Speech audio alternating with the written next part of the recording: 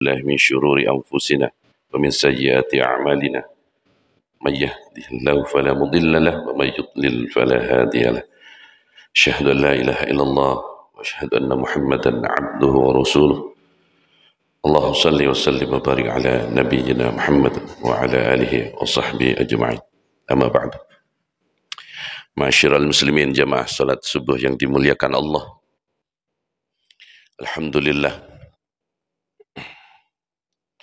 Alhamdulillah segala puji kepada Allah atas segala apa yang telah dikaruniakan kepada kita.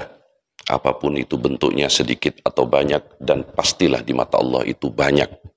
Karena kita sendiri manusia yang serba penuh dengan kelemahan yang tidak mampu menghitungnya. Kunci diterimanya setiap dan seluruh macam ibadah kita, taqarrub kita, penghambaan kita kepada Allah adalah sebuah nilai yang bernama ikhlas.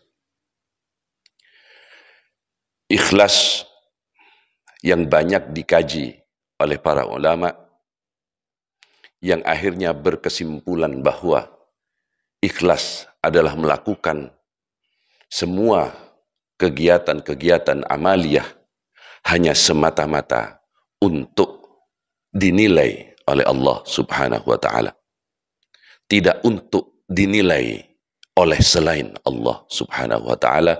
Dalam hal ini adalah makhluk-makhluknya.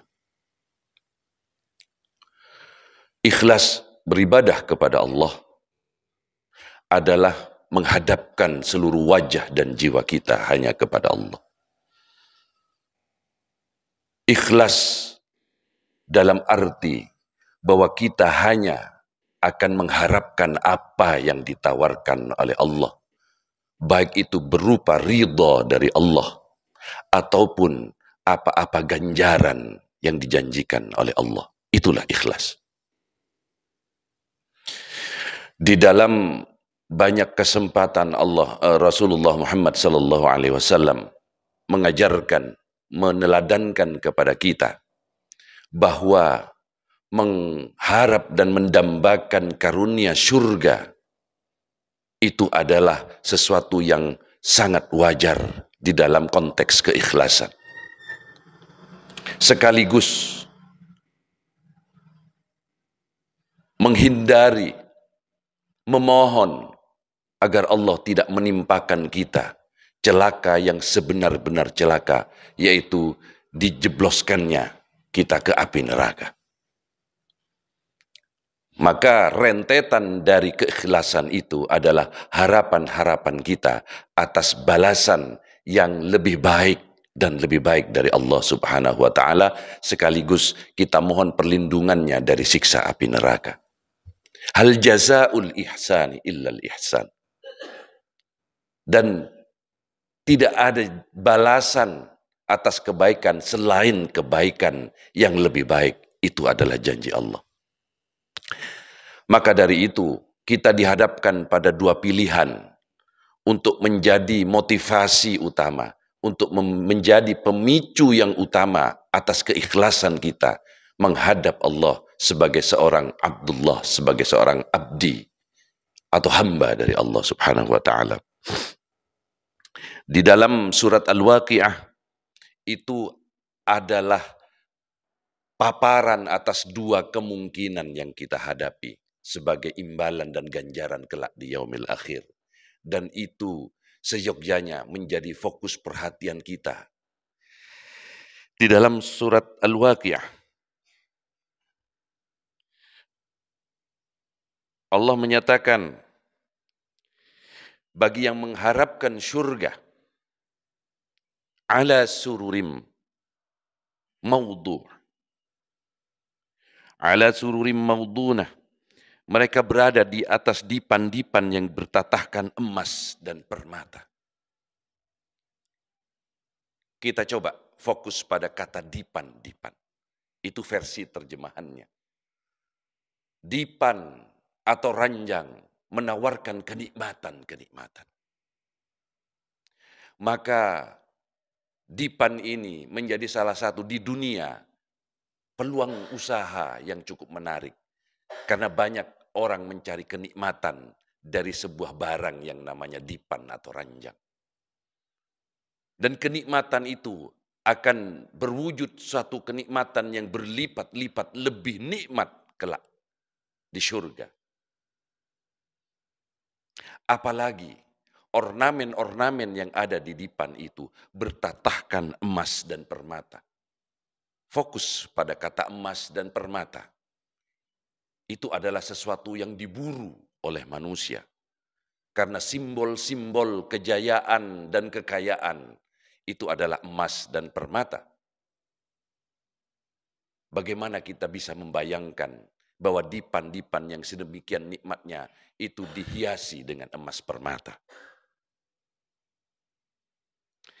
Kemudian muttaqiina 'alaiha mutaqabilin. Seraya bersandar di atas dipan-dipan itu, saling berhadapan, bercengkrama, berbincang-bincang sesuatu yang sifatnya santai dan tidak memberatkan pikiran. Betapa indah dan nikmatnya. Yatufu 'alaihim wildanun mukhalladun. Dan mereka yang ada di atas dipan-dipan itu dikelilingi oleh anak-anak yang selalu muda, para pelayan-pelayan yang selalu muda dan menyenangkan untuk dipandang. Dilayani apapun yang kita minta. Bi akwabi wa abariqa wa ka'sim min ma'in, dengan membawa gelas, kendi dan seloki berisi minuman yang diambil dari sumber yang mengalir. Ayat ini mengajak kita untuk menghadirkan keadaan di mana berbagai jenis minuman-minuman yang diharamkan kepada umat yang beriman selama hidup di dunia ini, itu akan ditawarkan untuk bisa dinikmati ketika di surga nanti. Sebagai imbalan atas pengekangan diri kita, atas dipenjaranya nafsu untuk mereguk kenikmatan yang sebanyak-banyaknya di dunia, itu akan dibalas oleh Allah. Minumlah sesuka.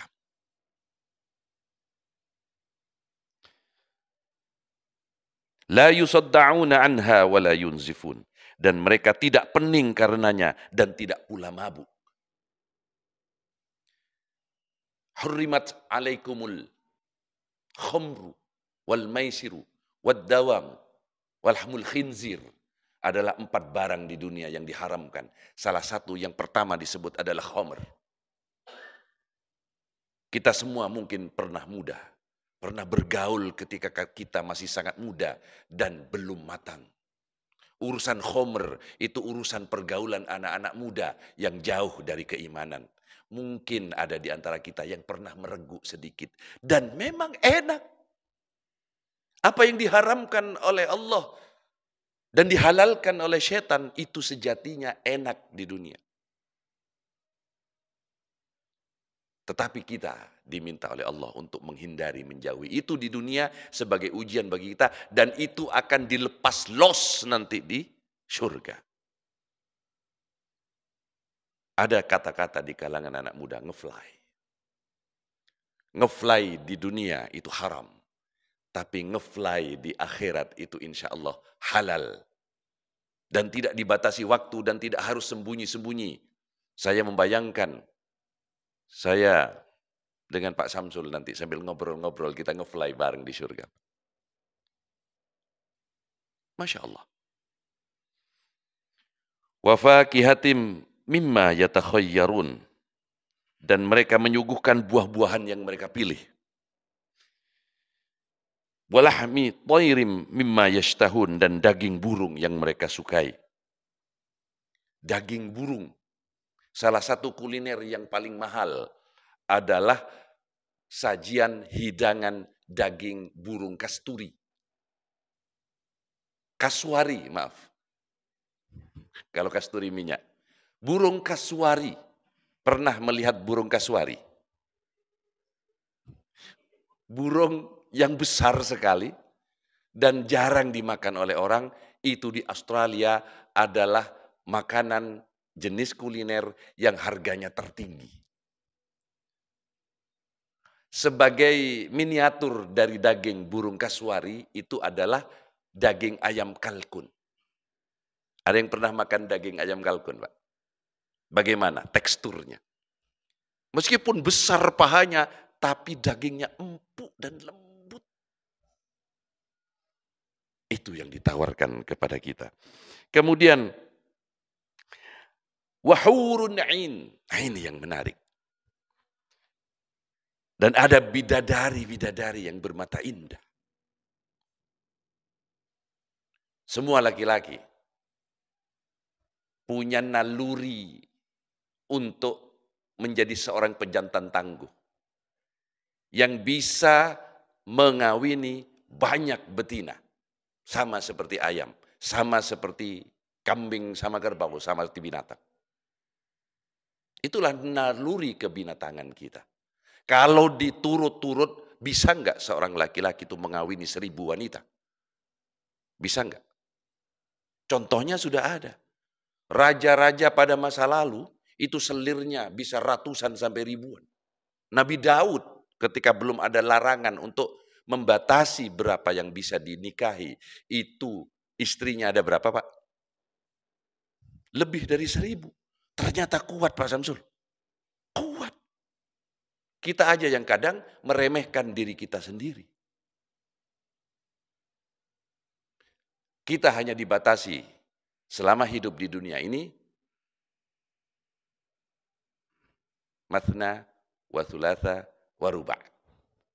Maksimal 4. Dan itu akan dibebaskan kita untuk mereguknya sebanyak mungkin sesuai jatah kita di akhirat. Maka bertahanlah untuk menjaga pandangan mata kita. Bertahanlah untuk tidak membiarkan nafsu birahi kita ini hidup secara liar. Karena hal jazaa'ul ihsani illal ihsan. Balasannya akan luar biasa, yakni wahurun ain ka'amthalil lu'lu'il maknun, yang sebagaimana laksana mutiara yang tersimpan dengan baik sebagai balasan atas apa yang mereka lakukan selama ini.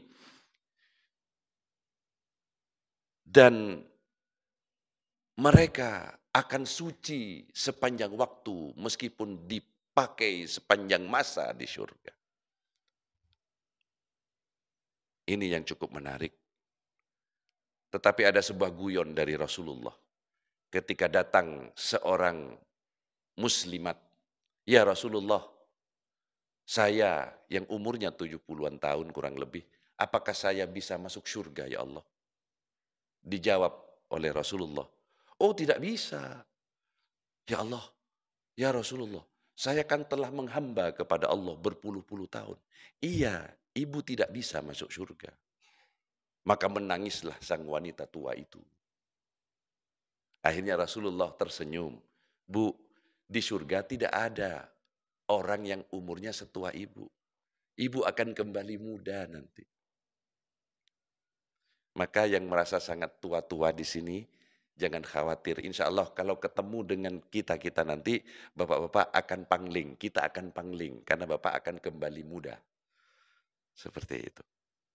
Maka harapan kita atas balasan Allah di surga itu menjadi pilihan saya untuk menjadi motivasi yang terkuat dibanding ketakutan kita kepada siksa api neraka yang kita bayangkan itu sangat mengerikan. Lebih enak dan enjoy membayangkan adanya bidadari-bidadari yang akan menyambut kita di surga. Sehingga kita bisa beribadah dengan lebih bersemangat.